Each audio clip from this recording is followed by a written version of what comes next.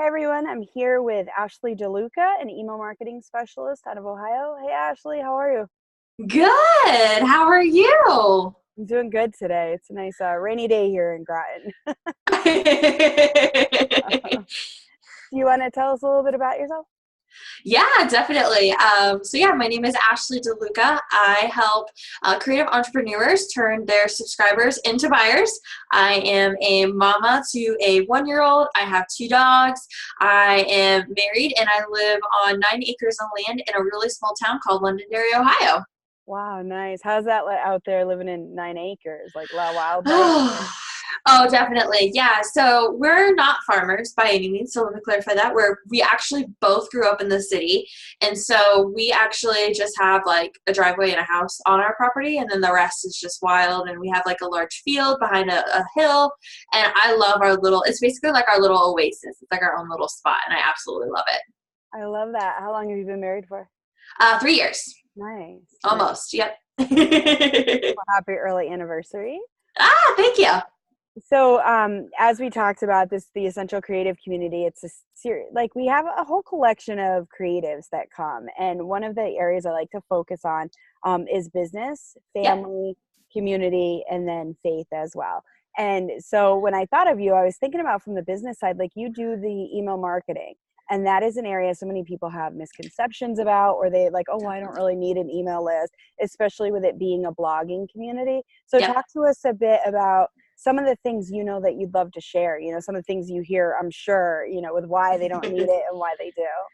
Yeah, definitely. So a lot of times, and I'm going to be completely honest here, off like totally, like when I first started my business about 3 years ago, I actually came from the blogging community.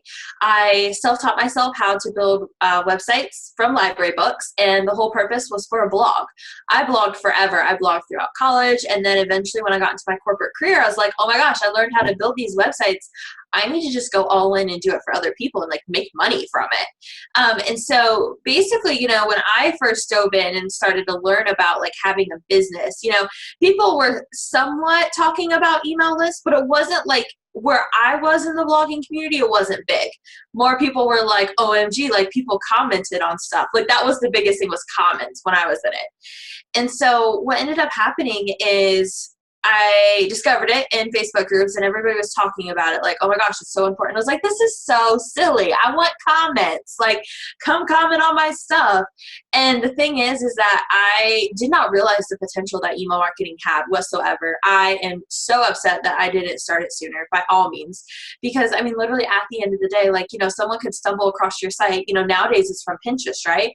They come once and that's it, right? You don't get that recurring list of people that you can reach out to and be like, hey, I have a new blog post. Hey, come visit this out. Like, hey, like if you're a business owner, right? Like, hey, check out this new offer that I put together. So a lot of it is in terms of what's just being able to see the potential of having a list of people who have said yes to you and are also very much interested in what you have to say and what you have to do. Okay. So let's talk because so I used to do digital marketing. Oh, Email marketing's huge. I fully yeah. agree. And yet I will tell you, I don't have a list. I am that girl who did it so much for a career that I was Yep. just like, you know what? I've got enough clients. I'm happy. I'm content with how much I'm making. We're good. And that was all fine and good until I fired my biggest client. And then like, oh, that list. There's that list. Yeah. So talk to like someone who's in, my shoes where it's like I'm earning good money. I'm doing Yep. okay. Why do I need to talk to additional people, especially when you get like a lot of my community is writers, bloggers, and individuals who are service based. Yeah. So it's like one person longer project and Yep. you tend to not think about longer term. Talk to us. Yeah, so I mean, the biggest thing is that you can't take things for granted. I cannot even tell you the amount of time that I've been in business where I have trusted in somebody else or been like, I believe in you. You build relationships with people, and what ends up happening is they abuse that relationship, and you're just like, I can't do it anymore. Like, just like when you said, like, oh, I fired my biggest client. Like, that is I mean, not only is that a hard decision on the money standpoint, but then also too, you have to think about filling that time and that void and like, where's my next person? And the thing is that with marketing in general, you know, they have this rule of thumb that it takes so many times in order, you know, for someone to get that know, like, and trust factor. Or if you don't believe in the know, like, and trust factor, which some people don't, it's just a simple fact of building that actual nurtured relationship. It takes time. So regardless if you're, you know, looking to do like just one-on-one longer term services, or if you start to expand your business, right, you're able to, you know, you put together a program or a course, something that's automated, you would already have all of these warm leads that people who may not have been able to invest in your higher price services that you do now, but with a lower cost service or program, they would be heck yeses, and do, you know, you would have all these people. So I would never take a look at that in a way of like, okay, I'm going to sit here and be comfortable, because business isn't about being comfortable. Business is about taking that next step and going out of that comfort zone. And I can tell you, anytime I've ever gone out of my comfort zone is when I have reached not just necessarily the biggest financial like side of things, right? But it's also about personal development. It's about becoming a better version of you and being able to impact more people in a way that makes the most amount of sense for your business model. I fully agree with you. Fully agree with you. So while you're speaking, and we talked about, we didn't know where this is going to go, but so I'm going to throw you. Yeah. I'm going to throw you a question. So you have someone like who's blogging or doing these service-based like authors and stuff, and they're just like, I don't really know how to talk to my audience, and well, I can give them a call or this and that. And I know some of this stuff. Like I know the answers, but it's nice to hear it from somebody else. It really is. I know, like with me, my biggest hang up was always like, I don't want to be constantly in somebody's inbox. Now, mind you, I've done email marketing for clients. That's what I spent 3 years doing with a company out of Boston. I've done it for years for my authors. It is all about relationship building. So talk about that aspect about how do you get over yourself? Because that's really what it is. We're in our own way. Yes. How do you get over yourself to say, like, I'm just having a conversation and sharing opportunities? It doesn't have to be salesy at all. Yeah, I think the biggest thing is that the way that a lot of people look at email marketing, and even when I share with like family members that I do email marketing, they're like, oh, you put together ads? Like, and I was like, actually, no, most of my emails have very little pictures. So that's definitely not what I do. I think the biggest thing is like, yeah, you're right. It's a lot about getting out of your own way. But then I also want you guys to think about as well too, is that if you don't tell people about what you do, you don't tell people about what it is that how you can help them, they're not going to know. You know, the thing is that all of us have problems, right? Like we all have things that we're looking to solve. And the simple fact is that they could be in their mind like, oh my gosh, you know, I don't know if Ashley could help me. You know, she hasn't really said that she does email marketing, but like I see her sometimes on Facebook talk about it, you know, and if I didn't actually proclaim it to the rooftops and be like, I do email marketing and own that. Like, that's the thing. You have to own what you do and understand that, like, people have those problems regardless. Like, it's not like you're out there creating more problems. You're just trying to help people solve them. And the best way that you can do that is actually talk about it. And I guess the other thing I'll add as well, too, is that you have to find email marketing in a way that makes sense to you. And I like to look at it as if you're going out with coffee with a friend.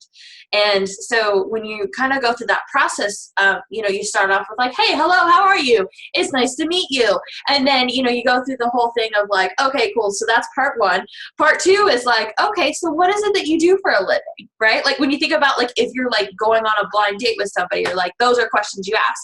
You're like, oh yeah, and I love eating guacamole and I have a dog. And all of those things are things that you share in email marketing. And those are those little tidbits that people are like, OMG, yes, I totally relate to you. And that's what you want. You want people to relate to what you have to say. You want them to relate to what it is that your experiences are, because you, generally speaking, are going to be a couple steps farther ahead than your ideal client. Love that. I love that you said you're not creating problems, you're solving them. Yeah, definitely. I think sometimes we forget that the whole reason for everyone, like we are specifically speaking to the people who got into business because they have a passion for something and we're solving a problem. We're not speaking to the people who just said, I want to earn more money, and so I'm going to start this company and didn't do their research first. Like they're special and you guys do what you do. But today we're speaking to the people that they saw a problem, they started a company. So for me, I got into ghostwriting on accident. Just literally somebody had a problem, needed a memoir written. I was free. They knew I wrote. I wrote it. I loved it. I was like, oh, that's cool. Yep. Didn't think anything about it for years. And then when I left my corporate job to start my writing career, a friend was like, I need these resumes done. Like, it's killing me. I've got like 15 of them. They're CEO level. I don't know anything about it. And I was like, okay. You're like, I got it. So Give like it to me. my first few projects were ghostwriting resumes and then ghostwriting a document for, I almost said the company, for like a major company. You know, they were opening new plants in other countries and they had done Google Translate and it like butched it terribly. And so they needed somebody to help clean it up and have good things. That led into meeting authors. And the next thing I know, it was like movies and different things that were like, where did this come from? What did I do? Yep. I just said yes to one small project back in like 2008, I think it was. You know, like it was crazy. Yes. Yeah, or actually, sorry, 1998, because I was working at Sonolus when the woman asked me. But so talk to that. So to the individual, like they had a problem. Mm-hmm. They solved it. That's how they started their business. Yep. What kinds of things do you recommend, you know, without giving too much? Because I always say you give them enough to make them want to come back. And you do coaching too. I want to make sure we talk about that. So, but talk to that person, like what kinds of things do you recommend? So they're starting this conversation, kind of pretending as they sit down that they're out for coffee with somebody and drafting. Talk to that person, because you should be talking about the opportunities that you have and doing so in a way that's true to you, right? Definitely. Yeah. And the thing is that we don't want to just send a bunch of fluff, right? So I don't want you to sit down and write an email and be like, you know, I went to the store today and I got some milk and that was pretty cool. Okay, guys, I'm out. Like, we're not the teenager kind of stuff, right? I'm talking about like the good, juicy, like mind shifting content. That's what you're supposed to be doing. And the thing is that when you think about the whole thing, right? So we're not going to do email marketing unless we profit by it, right? Because it's a waste of time. So what you need to focus on is you work backwards. So you start off with your product and you're like, okay, cool. So I have this amazing product or service and this is what I'm focusing on. And then you're like, okay, so before my ideal client, we're going to call her Sally Sue for the sake of conversation. So before Sally Sue says yes to my service or product, what are some things that might get into her way? And you think about that and you're like, okay, well, you know, for Sally Sue, she's going to have a book. Like she's going to have something written. Like, you know, I can't edit this until I know that it's written. Like she's got at least an idea, right? Okay, cool. So we need to make sure she has this. Okay, so what else does she need to have? Well, obviously she needs to be ready to invest. Okay, so the thing is that at the end of the day with like investing money, like you have to show that like, listen, I can save you a lot of time, right? Like that's usually what it is. It's usually time. That's what we save people as service-based providers. So, you know, you're like, okay, cool. Like, you know, not only are you going to we're going to save you time or we're going to make you more money. So usually hit one of those. If you can hit both, perfect.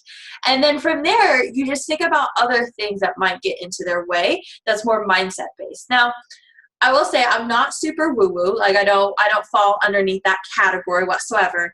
But in our minds, like I know for myself even, there's things that I've had to overcome in my own head in order to achieve the success that I've had, you know, and some of it could just be as simple as just believing in myself, like having confidence in like, oh my gosh, yeah, like I know I could totally hop on and talk with Shell and it'd be amazing and awesome and it'd be a lot of fun.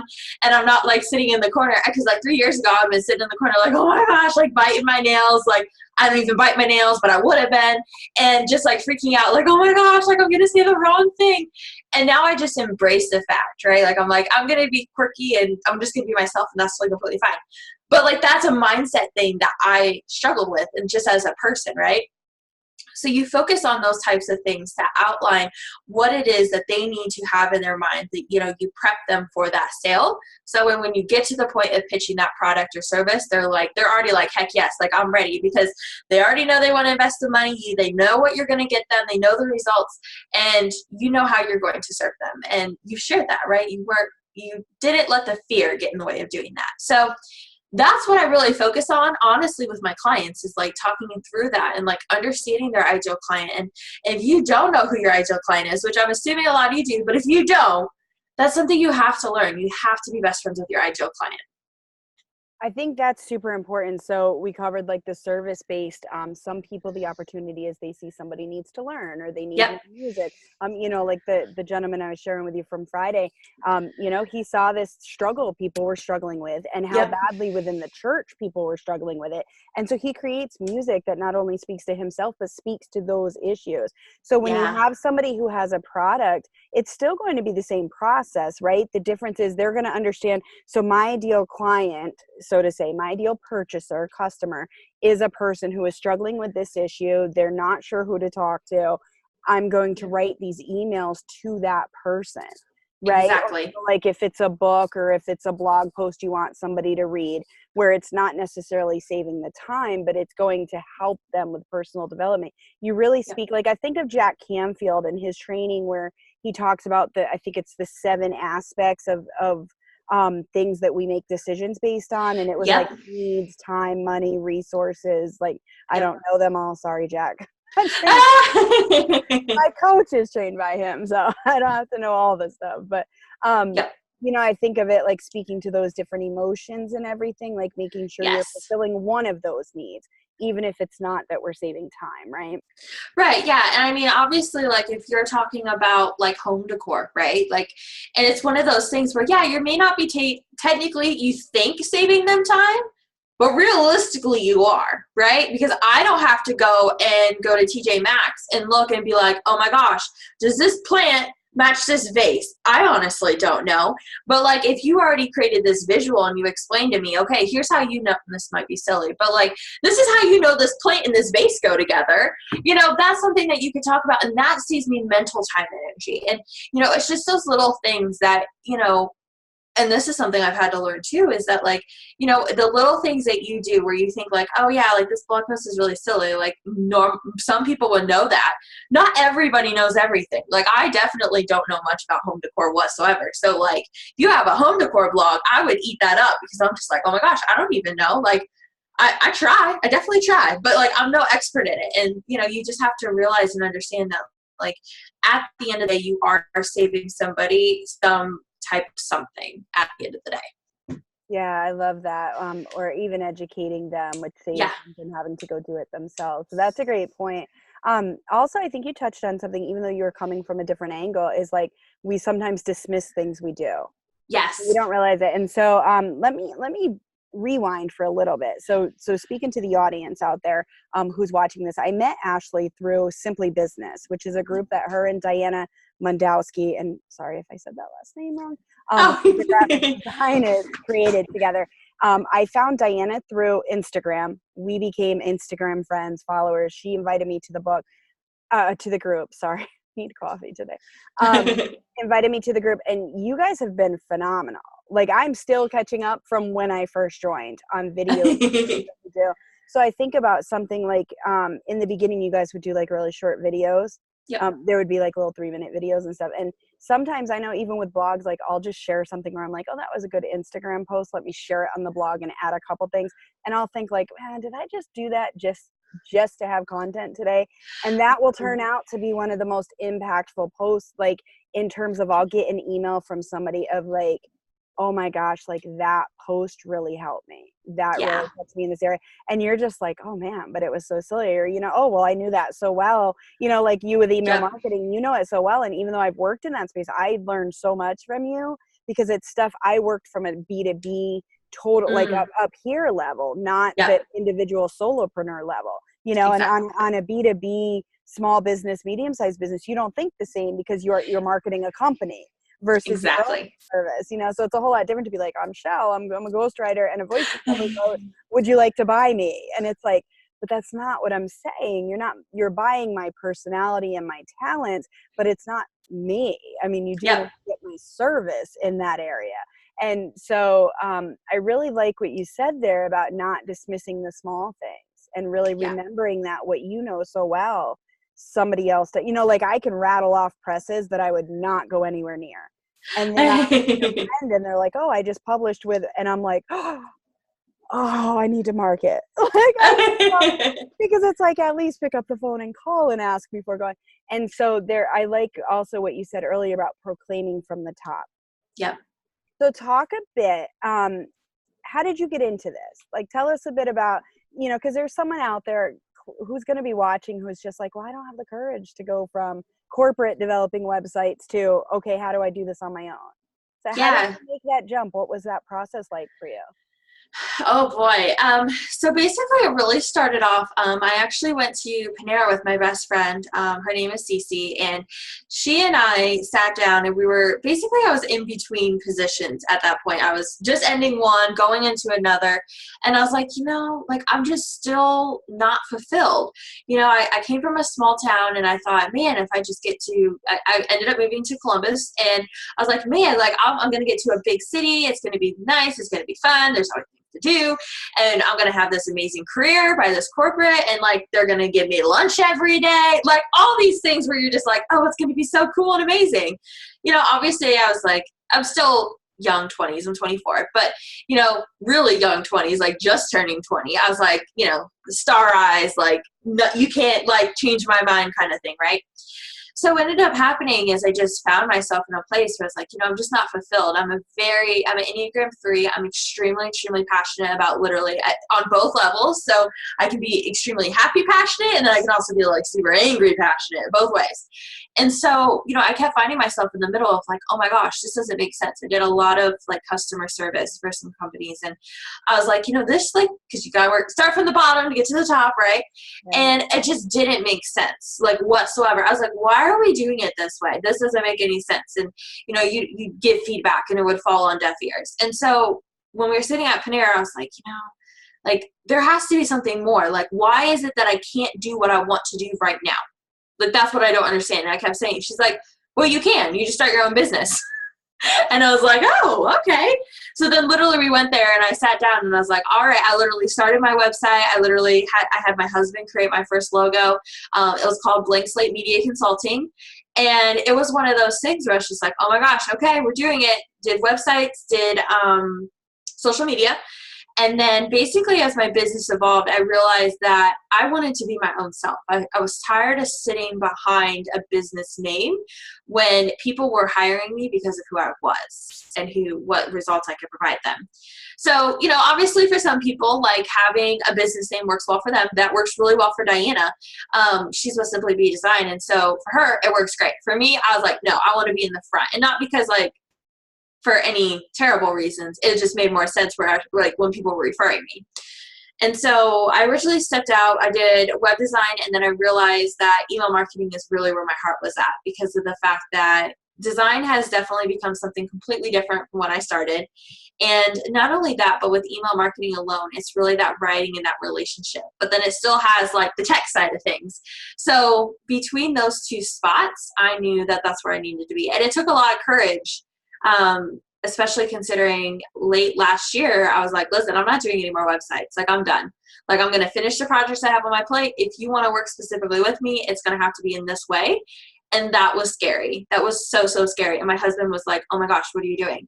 Like, websites are such a huge moneymaker and it makes so much sense. And I was like, yeah, but like, I hate it. Like, I absolutely dread doing it. So it just doesn't make any sense, right? It literally just doesn't make any sense.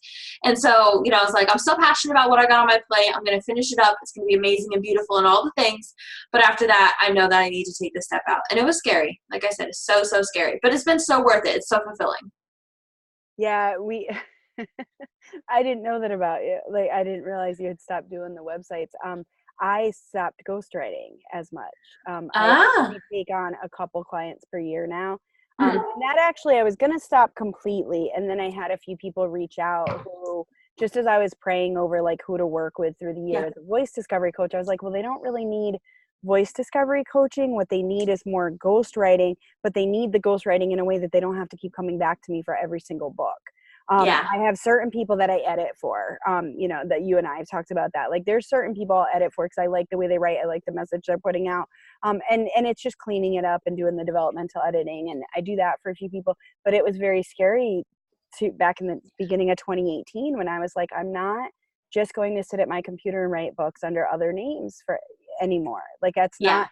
Because what would happen is it'd be like Memorial Day and everybody's outside in the backyard and they're all having fun and I'm inside like, and it's my own fault I'm inside, but it's like, how do I have this business and I'm constantly missing holidays and family time? And so I realized that there was this need to really teach people how to use their voice themselves. And that evolved through a client I was working with who had asked me to edit her book. And as I was going through it, I was like, oh, well, you know, this audience wasn't considered. And hey, did you think about talking to these guys? And what about doing it this way? And I love when things like that happen where we morph. And it's very scary because we know your websites, my ghostwriting, those are money makers. Those are bread. Yeah. Like, that's the difference between beautiful house and, hey, honey, we're going to stay with a friend tonight. Yeah. but when you do it right, and when you have the right support team, you know, I'm always amazed, and I've said this for a while, finances currently aren't where I want them to be, you know, that I'm going to be open about that. And I've been open with some people about that, but I love my life. I love everything except the financial part of my life. And that can change. That's a matter of getting everything in, you know, the right systems and structures in place. So let's talk through that a little bit for someone that's watching this, they have that idea, but they know the money. Like, I remember working with a coach and she was talking about funnels and everything, and I love her and she helped me so much to come outside of myself. But it was like, do this funnel and think about this sales personality. And I got so overwhelmed with it because I was like, that's how I think for clients, not for me. So I really had to come back, step outside of myself. That was in early of 2019. It took me all until the end of November to finally get myself over those hurdles to be able to say, this is what I want to do. And no, it's not the money maker, but by establishing relationships and being true to my voice, I can then help people find theirs and be able to do this. How does that process look? So, you know, you're in the middle of this then, right? Because you're getting rid of, you know, not doing the websites anymore. You said it's got to look like this now. So what does that transition look like for you? How do you have the courage to? Oh my gosh. So let me give you a little bit of like comparison here. So my business last year was absolutely completely nuts. I literally was working myself to the ground. I would get up between 5 and 6 and I would work until midnight every single night. And the thing is that I missed out on, and also too, like, I have my 1-year-old, but he basically, you know, if you have kids, you know that they don't really do much, right? Pretty much stay in one spot. Now my child is like everywhere. So, you know, the simple fact that I can't just put him in his little bouncer and like bounce him with my foot while I work, it's more like, oh, we need to sit down and do something, like play trucks. I think the biggest thing that really, let me start off with what drove me, because basically what really drove me was my kid, honestly. And I was missing out on so much with my own family that I was just like you. Like, I had my family over one time and one of my clients just completely was like, well, we need to launch this weekend. You got to figure it out. Like, we're doing all this stuff. And I was literally like running from my computer over to the dinner table to like talk and be with them. And I have an open house. So I was like sitting at my computer right here and they'd be over there. And I was like, yeah. And I'm like trying to design and do all this stuff. And I literally got to the breaking point. And I think that's where you need to get, because I am a people pleaser. So if someone comes to me and they're like, Ashley, I need help. Like, can you please help me? I'll be like, yeah, let's do it. Like, I'll do it right now. And I'll drop everything, right? So the boundaries is really, really important. You have to first start off with the breaking point where you just decide that's enough. Like, I'm just not going to do it. But then you also need to put boundaries in place to remind yourself. So for me, it was adding an autoresponder to my email, publicly talking about it on social media and being like, listen, I did it. Like, it's out there. Like, I'm not doing it. Like, that's the end. And basically it's like cutting the cord, right? You're just like, okay, I'm done. Like, it's not happening. And so, you know, it was really hard, definitely, with the financial side, because I was just like, oh my gosh, like, how am I going to replace it? And the thing that I did that made the most amount of sense is I found people to replace that before I let it go. Okay. So I got to the point where I was like, okay, cool. Like, I know that I can let go of a website each month because I got a new client who will literally pay for that same amount, but it's in email marketing instead. So if you're considering it and you're like, you know, I really don't know, like, you literally cannot let go of somebody because of the financial side. And because I completely understand what it's like, definitely like, go ahead and market your new service. Start to make that transition while you have that client. and then go through the process of replacing that client at that same time, because that's going to give you, not only is it that you keep your finances flowing and you're all good to go, but then also too, it's one of those things where you start to like think of it as, trying to think of the best way to say it. I don't know, like it starts to come to life, and then you feel confident and you just feel better about it, because I just couldn't do it. I could not. And I mean, even to this day, I can't stay up that late anymore. I'm so tired. I just can't do it.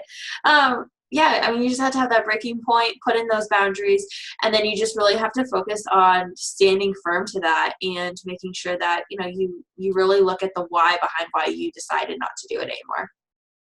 That's really good advice. I could have used you in 2015. So when I let go of my biggest client, I had not considered how much of my income they were. I was doing the digital marketing for them, working with several of their clients, managing their accounts. And I was like, I'm working like you. I was working I would work from like 6 to 9, get Allie to school. She would go to school during the day. I would work with the clients during the day. I would go pick her up. We would do we lived down in Florida. So we were doing sunset cruises and having fun, enjoying ourselves for a few hours. And then I would work 9 to 2 in the morning. And it was just too much, because in addition to do it, that was 60% of my income. But then I was ghostwriting as well and doing editing. And so it was by the time I was done, I had never considered how much was coming in, because the ghostwriting was lucrative. And so it was one of those things, and you never talk about, I will never be that person who's like, I made $350,000. Let me tell you how. You do that. That's great for you. I'm not that person. And so I hadn't been around people who talked about, well, you have to consider this. And so I was just like, oh, well, I can afford to give that up, because I'll be able to replace it here. Well, in my mind, it was as easy as 1, 2, of course, right. Go in July, by August. Well, then it was October, and I was like, oh boy, we have to work at this marketing thing. We have to do what I tell them.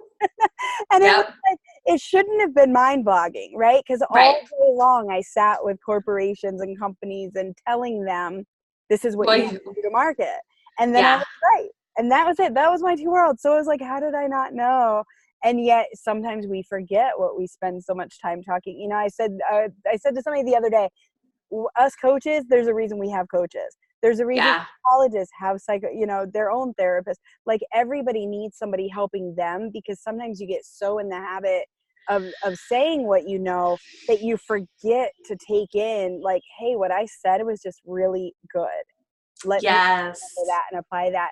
So you're a huge Rachel Hollis fan, right? Oh, yes. Let's talk about how have you learned things. So I know we had talked one time, she had the girl stop apologizing, or she started with the girl wash your face, then came out with girl stop apologizing, and then the Rise conference. Have you made to more of the movie? Have you been able to absorb any of those? Have you do you incorporate some of the speeches in the last 90 days challenges, that kind of stuff?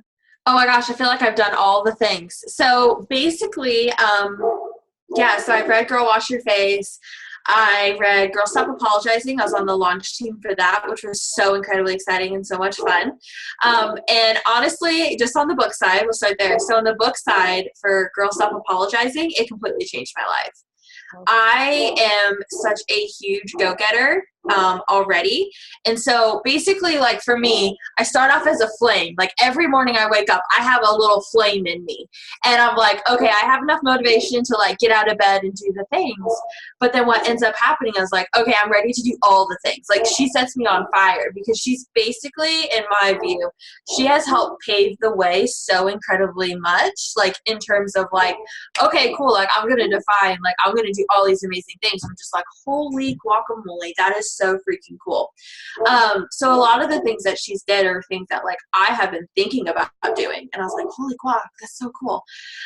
So definitely read all the books. I am working on becoming better at habits. I am definitely I'm one of those kind of people who are I know I need to do better at different things, but making habits in my life is really, really difficult, because I got so much stuff going on. I keep myself so busy. So making a new habit just doesn't, it's not that it won't work for me. It's just I got to work a little bit harder at it. I'm really good with that. There's a book. So the time to read the book But there's a book by Darren Hardy called The Compound Effect. I've heard about it. He's one of my favorites as well. Bob Berg, Darren Hardy, and Rachel Hollis are just amazing in my eyes. And Yeah. them together, and it's just like any girl's dream, and any business owner's like, oh my gosh, built in coaches. And then you have the other people you're working with, and it just becomes beautiful. But his compound effect, what he talks about is making like the small changes that add up to that bigger change. So with that, he talks about like, maybe it's that water, right? So like last year, in the last 90 days, I didn't gain weight. I was thrilled with that. And so for people who don't know, Rachel Hollis recommends these 5 to thrive, and we're going to let you research what they are so that you can check her out. But in there, through the last 90 days of the year, you work up toward building your way into having these habits. And like one of them is water. And for me, last year doing it, oh my gosh, I was just like, no way. Like I was making it, but it was a struggle. Well, this year I crushed it. I was just happy last year I finished without maintaining it to get better. This year it came to, I lost 30 pounds. I totally changed my eating habits. Like this year I had geared up by those small changes throughout the year, like Darren Hardy's effects and his suggestions. I was able to bring it into Rachel's strategy, and like actually I started the end of the year in one mindset, like you talked earlier about the shift. I ended it where like December, I actually got to the end of the December and I was like, who am I? Like I created a document for my business that's marketing, and I showed like ghostwriting, and I was meeting with people, and I'm not afraid. So awesome. Yeah, but it takes sometimes doing things over and over. And I love that she is a proponent of that she talks about like, you don't have to get it today. Yeah, exactly. Yeah, I love her. I watched the Made for More and then the bonus stuff, and it was like so good. I love when people are willing. She does the coaching, she has all that stuff, and I love, and you and Diana do this, which is why I wanted to ask about Rachel and see where the motivation came in. I said that like I know her, like that's my girl. I asked that because I see you and Diana do this too, and that is like there's enough information out there that if you couldn't afford to work with her, you still can take away and apply things. Yes. Versus some people, they give you just enough that you're like, well, great, except I'm not in your income bracket right now. Right. Like I'm, like a lot of people who watch her or others, they're still like trying to find a home. They don't have the ability to pay so much for it. So it's great that I like what you said, paving the way. All right, so does your dog need to go out? Is he doing okay? He's fine. Okay. He is absolutely, I apologize. He's so he's a basset hound, and he's like absolutely ridiculous. He feels like if he's not the star of the show, he just has to have an opinion on everything. I just figured he was seconding everything. Like, okay.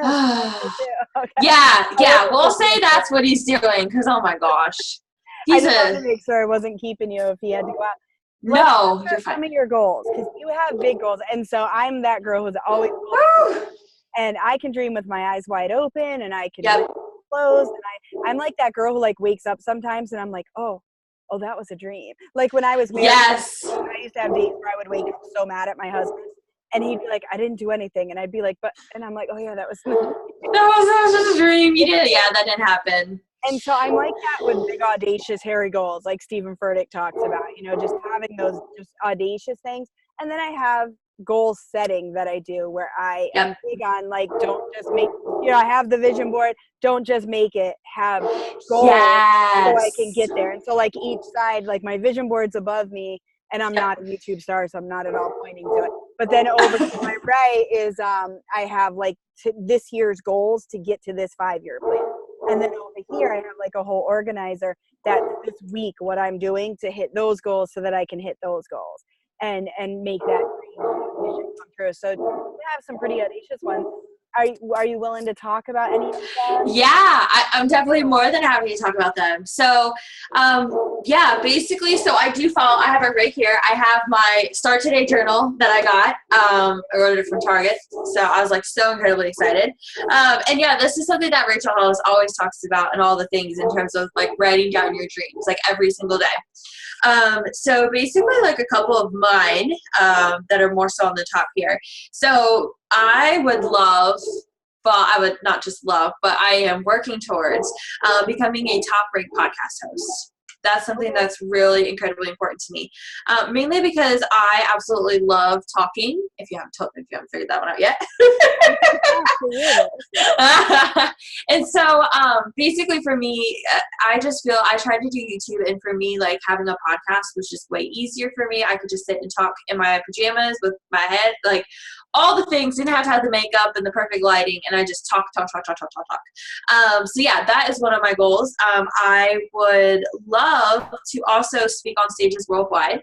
I have traveled once in my life, and I'm hoping to do more of that. And so I'm really incredibly excited because I just have so much energy. And it's so interesting because I see how Rachel Hollis speaks and like how much energy she brings to the stage. And like if you watch Made for More, you'll know exactly what we're talking about here. And like the thing is, I'm just like, oh my gosh, I want to portray that same energy.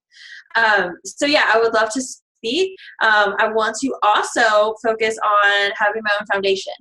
I originally, so when I also came to like another turning point specifically in my life, I was at a point where I was so young. I was like 18. I basically was like, oh my gosh, like I literally don't know what to do. Like I just graduated college or from high school, and I didn't really know like what I wanted to actually do. I knew I loved social media, and I was like, well, I got to do something with my time. And I was like, well, why don't you just apply to like the community college? Like try that out. And I applied, absolutely loved it. It literally changed my entire life, like completely.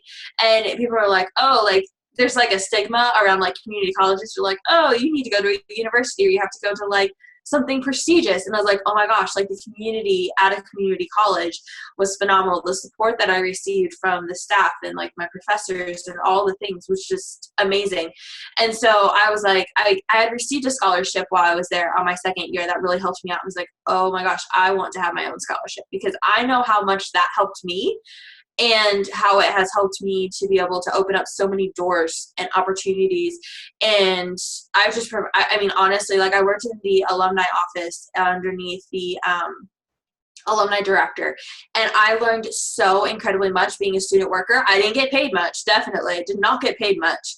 But the experiences that I got were just out of this world. I got to speak, I got to go to fancy dinners, I got to do all these things and like connect with people that if I would have just like stayed where I was at, I never would have experienced. So I'm very passionate about that as well too. And that's a big goal for me, is to be able to do a scholarship there. I love that. Something that I'm thinking of, so you said 24, and it's like, that's my daughter's. So crazy since I'm 21, right? But what I love so much, and I was telling this to Diana when I met her. So Diana and I met through Instagram, and then come to find out she lives like literally 7 minutes from me. Yeah, so jealous. Crazy. I'm so jealous. So crazy. Which you don't always think about, because I'm not that one who like stalks somebody to find out where they live and all this other stuff. Like I tend to not think about it. And so it never dawned on me until one day I shared a picture of like these minions we have, and she was like, wait, I live in Groton. And I was like, what? Like I didn't know that. Huh? So yeah, that was pretty cool. But when I met with her to do the official in-person meet, I was sharing with her, I love that younger individuals now. So when I was 24, I didn't even go to college till I was 25. So when you talk about not knowing what you want to do, I was a temp employee at 18. That's what I did for many years. I got married at 20. I continued to do temp work because he was in the military and we traveled. Yeah. And so when I was 25, we were finally back here. We were a little more stable. And I was like, I want to learn more. I want to go. So like you, I wanted to own my own nonprofit. I'm up in the air on whether that's still the vision for my life. Yeah. I think we always have to come back to our visions and realize sometimes I think there's a root in it so much that that's the actual vision. Yeah. The nonprofit may have been more leading me to realize my desire to help people. Yes. I wanted to start this nonprofit to work with like just all the people that were being phased out from programs being stopped. And I didn't know the first thing about what to do. So I went to college, paid too much money to get a different bachelor's degree in human services management. Later went on to get my MBA. Never have used it, ever, not once. And, you know, at the end of the day, what it came back to is I loved working with people. Yeah. But because I went to colleges that were for profit, they didn't really ever think to ask me that. It was just like, oh, okay, this is the program, this is what you'll do. And what I love now is even if the guidance counselor isn't saying, hey, what do you really want to do? What we have now are people like Diana, people who look like, you know, like someone my daughter's age, who is saying to people my daughter's age, and to me, because I'm so encouraged by you and Diana, like, oh my, but you guys are out there saying like, hey, it's not always this linear path. Where, you know, where at my age it was like you have to do this trajectory. That's not at all. When the day comes that I finally pass, my trajectory was all over the place. I see how each, like a part-time gig that I'm doing right now that I started this week, marketing. I literally have to go interview people from a job I took 2 years ago that I was like, why am I taking, or quit 2 years ago. 4 years ago I took it. And I was like, why am I taking this job? I'm going to be interviewing people as of tomorrow, I found out, in that same space that I worked. So had I never taken that job, I wouldn't have the knowledge. Do you see things like that in your own life where you've seen things come together? You know, because it is like your younger self. It may seem like, I know sometimes older people are like, oh, your younger self, but it really was. There's so much growth between 18 and 24 and 25 to 30. Like those are two really pivotal moments I noticed, was 18 to 25 and then 25 to 30. How Seriously it worked together for you? Yeah, so basically it's so incredibly interesting because I read a book, I forget her last name. It's by Nelly, but not the singer Nelly. It's called Self-Made. And one of the exercises that she has you do in there is she has you write out all the jobs you've ever had. And you write out the skills that you had to have for that job. And I wrote out all my jobs. So to kind of give you an idea, I started off in catering. From catering, I went into retail. I used to work at a car dealership, doing like online social media stuff. And basically, as I was going through, I was like, oh my gosh. If I would have started off in catering, I would have never had the customer service skills to then get hired in retail. If I hadn't taken initiative to start learning web design and email marketing and all that kind of stuff from library books, I never would have gotten a job at the dealership. And then I just think about all the entire process, right? And I was like, oh my gosh, like everything that I have ever done, ever said yes to, take on, prepared me for that next thing. And I think about this also too in my business with like clients, and like, oh my gosh, like I've had really great clients that are really nice to me and, you know, respect my boundaries. And then I have clients who are just, and we all have them, we're just off the wall crazy, right? And I think back to what I thought was absolutely crazy and nuts as a client back when I started.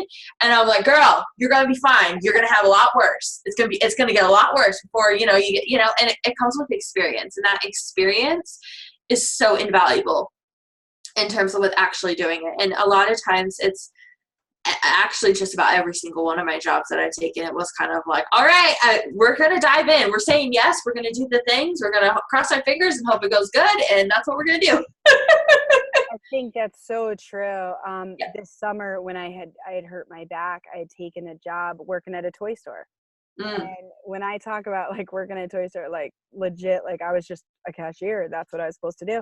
Well, I got there and I noticed that there was some stuff needed with the website and some social media. And like, that's not my world. I'm not even going to try to do a website. Like I manage my blog, but that's it. You know, WordPress is not hard. The WordPress.com, I'm learning at this part-time place, WordPress.org is a whole other world. So hire people for WordPress.org. Don't even try to figure it out. But that's a bonus tip for this one. But, so when I was there, it was like, what can I learn from this experience? You know, if you look at my trajectory, that was like going back before the beginning. You know, I remember like thinking like, gosh, I made this much when I was 24 and doing a whole lot more. So I'm just going to appreciate that I'm doing very, you know, not at all exhausted. Well, what I ended up finding is I was sharing the other day, I learned so much about myself in those 6 months. So much, because when you are brought back to almost a beginning, and you're Yep. able to see your work ethic, to say, I could have just come in and stood at that counter and just checked people out. I could have just Yeah. helped people with toys. It's a very small mom and pop shop. And so I could have done The bare minimum. but instead it was like, how can I help you get better? And so I went in this week. I'd owed him $1 for a puzzle that I had bought. And I went in to give it to him, and he was like truly interested. How is the new job going? Like, how are you? Yeah. Oh my gosh, I love it because you were always so overqualified, but you gave your all. And that is what I think we all need to remember is sometimes it doesn't, I never expected to get hurt this summer. I never expected to throw my back out and spend, 13 weeks trying to just recover from it. But had I not done that, I never would have been able to see. I really think that's where a lot of that pivotal moment that came at the end of the year. So between the last 90 days challenge, between the compound effect and applying those finally after reading it a million times, but putting them into application and pulling it all together and taking the videos you guys do and showing these little elements and saying, what do I have the capacity to put together today while I'm in this place? And that gave me the foundation because I was able to go in, do the job, come home, and then let my mind get creative and build up. And so I think as creatives, we want to, especially, like you talked about being on the having your Enneagram 3 with all the creative juices and stuff. We want to do everything. Some of us are just we're like, we're doing all the things. And if we're not doing all the things, we're like, what's wrong with me? Oh, I must be sick. Oh, yes. Like, right? Yep. Oh my gosh. I can't remember the last time I sat down and just watched TV. Like, it's not who I am. I have to be like, it's got to be on in the background while I'm doing something else, or else I feel crazy doing it. Like I'm slacking. And so it takes a lot for us to sit back. Like, I don't think sometimes our friends realize, like, when I am with you here in this space, that is valuable. It's not my own thing, but it's like, for us, it's so much harder to take that time away. And there's so many creatives who are like that, it's really hard, and people mistake it sometimes for not caring, and it's not. And I have no clue where I'm going with this, but well, I have something to add. So it's right, because that just like so this world. I mean, this is like inside my head now. Okay, so like literally I had somebody challenge me at one point. They were like, Ashley, you have to stop. I was working 7 days a week, all the hours, fitting in all the things. And she's like, you need to stop and be by yourself. And I was like, I don't know how to deal with that. Like, I literally don't know how to deal with me not being able to do something. And she's like, you got to put the phone away. You can sit, like, I want you to be a potato. Like, do something, like, just veg out. Like, just sit on the couch, eat some snacks, and watch TV. But don't be because, like, I'm like a huge multitasker, like huge. And I have had to teach myself not to do that because you're not obviously paying attention to what you're doing. You're just like going in all the places. But then also too, it really comes down, for me personally, I will speak for everybody, and you might be like, oh yeah, or you might be like, no way. For me, it really came down to inside feelings of self-worth. And this is something that Ashley Fernandez, who I work with, really helped me discover and basically called me out on, because I was always feeling like I had to do all the things. Like, I need to have this massive to-do list, and I have to do all these different things. And she's just like, Ashley, what are you doing? You are literally working yourself to death over nothing. Because, I mean, literally at the end of the day, you're just doing a bunch of fluff, right? That doesn't actually make any difference. And I was like, yeah, but, look at all the stuff I crossed off. She's like, how much of that actually makes you money? And I'm like, oh, boy, now here we go. Here we're getting to the good stuff.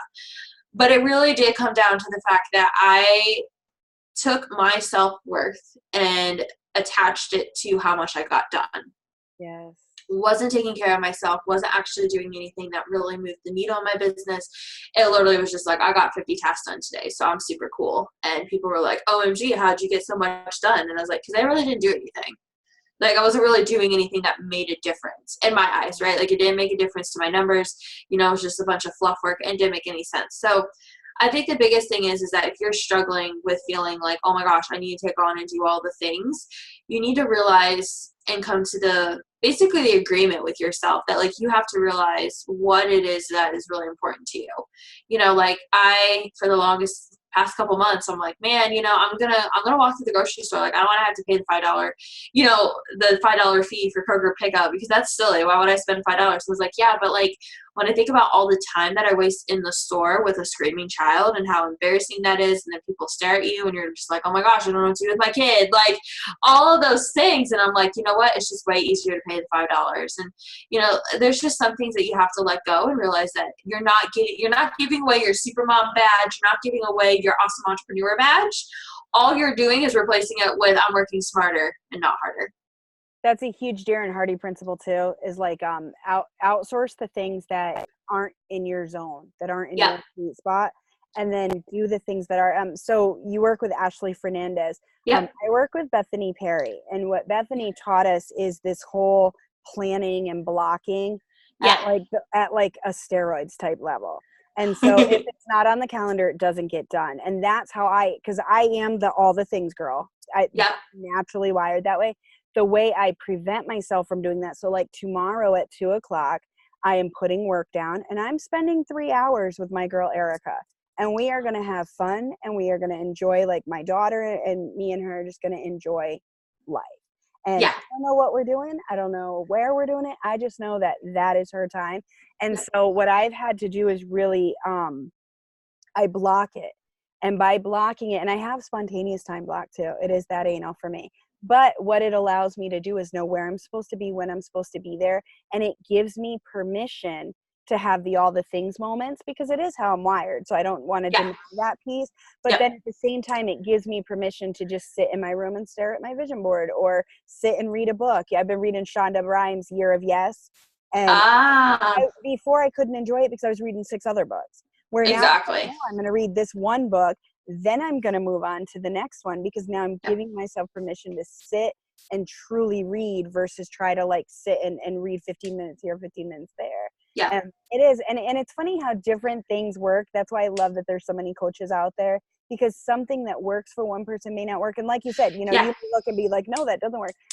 When I heard her planning system, she did this spring cleaning for your energy, and I just loved it. I was like, that works. And I'm real big, like, because I come from a Christian background, on taking stuff that does get into the woo-woo and breaking it down into scripture. Like Jen Sincero's book, it's all scripture. I have all scripture over it, because I had a friend who was telling me like, that book's so woo-woo. And I'm like, oh my God, it's all in scripture. She just says it a different way. And so I love taking that stuff and pulling it in to the foundation where it works with my. And so that's something I really love. And I love that we went there, and I have no idea where that came from. Thank you. Because I think maybe somebody needed to hear that. So, and maybe it was us. But, definitely. We tend to. So to wrap up, and I thank you for your time today. What is something that you just want someone to know, email marketing wise, business wise, life wise, that you just want to say to the creatives out there? So let me tell you, it is definitely a difficult journey regardless. I mean, I've done it without a kid, with dogs, well, always with dogs. But like, the thing is that you have to go with the flow. Like, things are going to be imperfect. Things aren't going to be perfect. And, you just have to keep going. Like, it's a lot of times it is what it is. And I definitely encourage you to really embrace being intentional, not just with your time, but also in terms of with what you pursue, who you're with. Because the biggest thing is that, especially with what I've found, is that when I've become more intentional about, okay, where am I spending my time? Who am I spending my time with? What does this actually look like? And really embracing, okay, here's where current Ashley is. This is where Ashley future is. What is Ashley future trying to tell me now that like I need to start modeling in my behavior? So really just look at connecting those dots in your mind and focus on being the best version of yourself as you are right now. I love that. Where can we find you? That is the one thing I always forget, is the introduction. So I write it in the YouTube write-up, but for those watching the video right now, so that they don't have to go back, ashleykdeluca.com. Yep. And then where can we find you on social media? Same handle or? Oh, yeah. You can find me anywhere at ashleykdeluca.com. I have my podcast as well. It is Connect and Convert. That's where I love to hang out at. And then my second favorite spot is Facebook. So you can hop on over to Facebook World and you will find me there as well, too. Awesome. Thank you so much, Ashley. Thank you so much for having me. Thank you.